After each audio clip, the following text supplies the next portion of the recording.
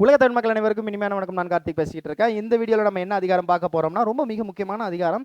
So நடுவு நிலைமைன்னா புரியுற மாதிரி சொல்லணும்னா அறத்துப்பால் இருக்கக்கூடிய இந்த நடுவு நிலைமைனா நடுநிலைமையாக இருக்க வேண்டும். அதான் கான்செப்ட் நடுநிலைமை.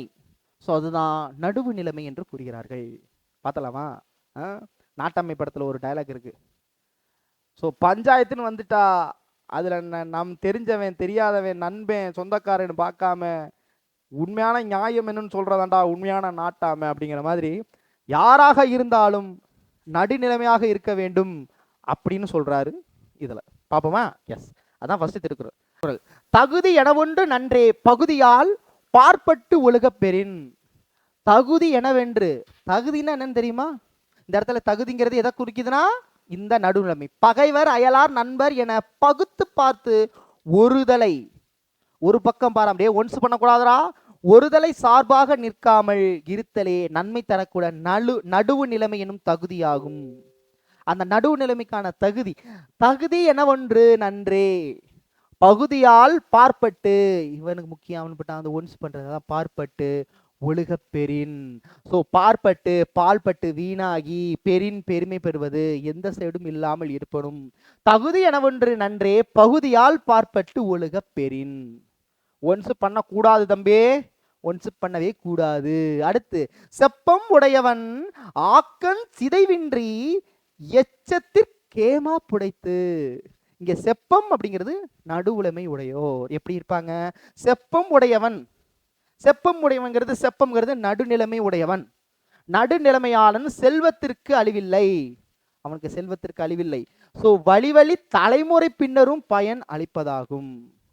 வழி பின்னரும் செப்பம் உடையவன் ஆக்கம் சிதைவின்றி, ஆக்கங்கிறது செல்வம், சிதைவின்றி சிதைவில்லாமல் எச்சத்திற்கேமா படி. எச்சத்திற்குனா மிச்சம் இருக்கிறது கேப்ப. ஓகேவா? அது ரொம்ப முக்கியம். ஓ மிகுதியா கேமா எச்சத்திற்கு, எச்சங்கிறது அவன் பண்ணக்கூடிய விஷயம்தான். ரொம்ப சிம்பிளுங்க. நான் என்ன மீதி வைக்கிறேனோ என்னுடைய குழந்தை வழியாக தலைமுறை சொல்லுவாங்களா, நீங்க நல்லது கெட்டது பண்றியா அது உன் குழந்தையே சாரும். நான் செய்ய பாவமோ இல்லை பயனோ இல்லை நல்ல விஷயமோ நம்ம பிள்ளைங்களே சாரும். அதுதான் கிட்டத்தட்ட. நன்றே தரினும் நடுவிகந்தாம், நடு விகந்தாம் ஆக்கத்தை அன்றே ஒளிய விடல். அன்றே விட்டுறணும். இந்த பாருங்க, அன்றே ஒளிய விடல். நல்லதுன்னு தெரிஞ்சிடும் பாருங்க, ஈஸி தான். நன்மையே தருவதாக இருந்தாலும் நீதியை விட்டு விலகுவதால் வரும் லாபத்தை அப்பொழுதே விட்டு விட்டுறணும். ஒரு 10 லட்சம் காசு தாரேன், ஒரு 2 லட்சம் காசு தாரேன், இந்த இடத்துக்கு எப்படியாவது ஆர்ஐட்ட சைன் வாங்கி கொடுங்க சார். நல்லதே நடந்தாலும் தீமையை செய்யக்கூடாது. நம்மளுக்கு நல்லதே நடந்தாலும் நன்றே தரினும் நம்ம நடுநிலைமை விடக்கூடாது. ஸோ நடுவிகத்தாம் ஆக்கத்தை அன்றே, ஆக்கங்கிறது செல்வம், அன்றே போயிரு, எனக்கு வேண்டாம், இந்த காசு எனக்கு தேவையில்லப்பட, நான் நேர்மையாக தாண்டா வாழணும் அப்படின்னு வாழ்றதுதான் வாழ்க்கை. ஓகேவா? தக்கார் தகவிலார் என்பது, தக்கார்னா தகுதியுடையர். தக்கார் தகவிலார் என்பது அவரவர் எச்சத்தார் காணப்படும். இதுதான் எச்சத்தார் காணப்படும். அந்த வார்த்தை எனக்கு இன்னும் ஞாபகம் இருக்கு. ஓகேவா?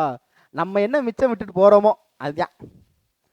ஒருவர் நேர்மையானவரா அல்லது நீதி தவறி நடந்தவரா என்பது அவருக்கு பின் எஞ்சி நிற்கக்கூடிய புகழ் சொல்லையோ அல்லது பழி சொல்லையோ கொண்டோ பொருந்தும். ஒருத்தர் செத்தியா போயிட்டாரு, அவரை விட்டுட்டு போறது என்ன? ஒன்னு புகழ் சொல், இன்னொன்னு பழி சொல். இந்த பயபுல பண்ணாத அட்டூழியமா, என்னென்ன பண்ணான்னு தெரியுமா? எல்லாத்தையும் பண்ணிட்டேன், ஒருத்தனை வாழ விடலை. பொறாம குணம், பின்னாடி பேசுறது, அவன் நல்லா இருந்தா இவனுக்கு பொறாம, ஏதாவது ஒன்று போட்டுறது, ஏதாவது ஒன்று சொல்லி ஏதாவது ஒன்று பண்ணிக்கிட்டே இருக்கான். ஒருத்தன் வாழ்ந்தாலே அவனுக்கு பொறுக்காது அப்படின்னு பழி சொல்றாங்க இல்லையா? அவன் போய் விட்டுட்டு போனது அதுதான்.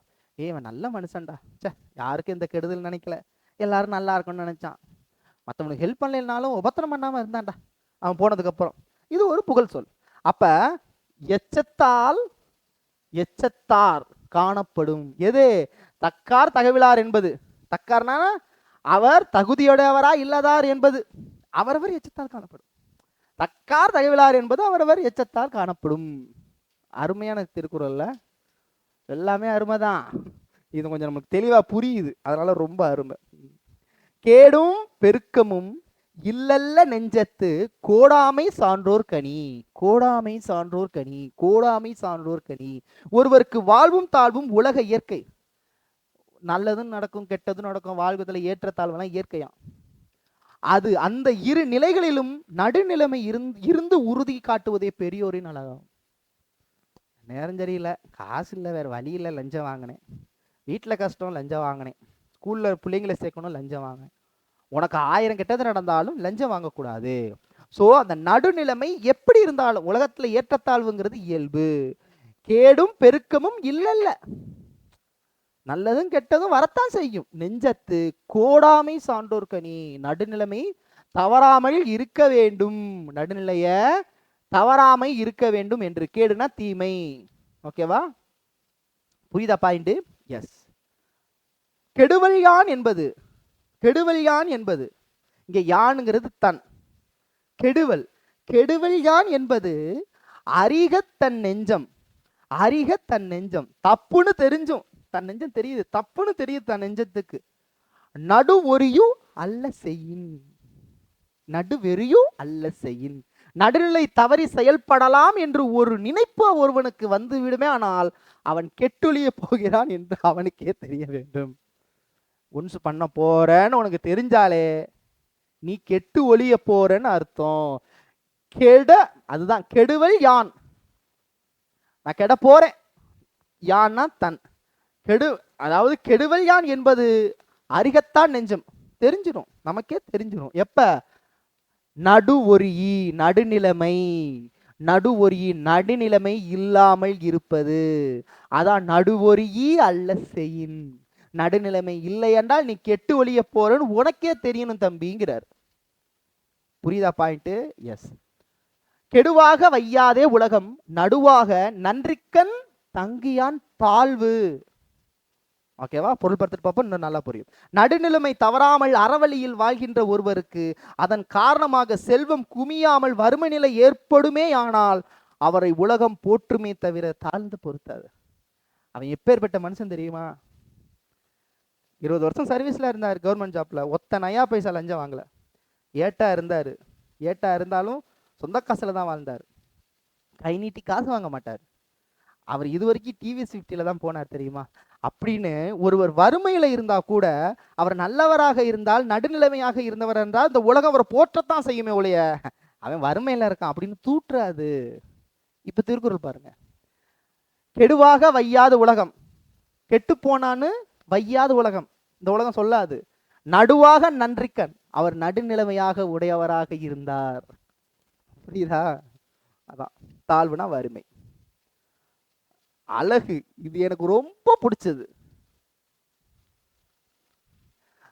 சமன் செய்து சீர் தூக்கும், இந்த தராசு இருக்கு இல்லையா, அதான் சமன் செய்து சீர் தூக்கும் கோல் போல் அமைந்தொருபால் கோடாமை சான்றோர் கனி. தராசு போல இருப்பாங்களா அந்த சான்றோர். ஒரு பக்கம் சாய்ந்து விடாமல் நாணயமாக தராசு முள் இருப்பது போல நியாயம் கூறுவதுதான் உண்மையான நடுநிலைமை என்பது அழகாகும்.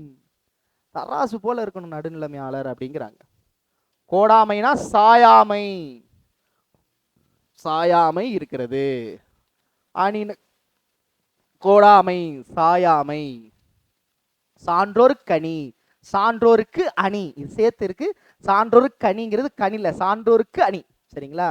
அணிங்கிறது அழகு, அதுதான் அழகுங்கிறாங்க. அடுத்து சொற்கோட்டம் இல்லது செப்பம். செப்பம்னா நான் சொல்லிட்டேன், நடுநிலைமை உடையவர்கள். சொற்கோட்டம் இல்லது செப்பம் ஒருதலையா உள்கோட்டம் இன்மை பெறின் மனம் ஓரஞ்சாராமல் சமமாக நிற்குமானால் சொல்லில் அநீதி பிறக்காது, அதுவே நீதி. மனசுல பாரம் இல்லைனா எதுக்குடா பயப்படுறேன்னு சொல்லுவாங்க இல்லையா? நடுநிலைமை இருக்குன்னா தான் சொல்றதுதான் நீதி. நடுநிலைமை இருந்துச்சுன்னா.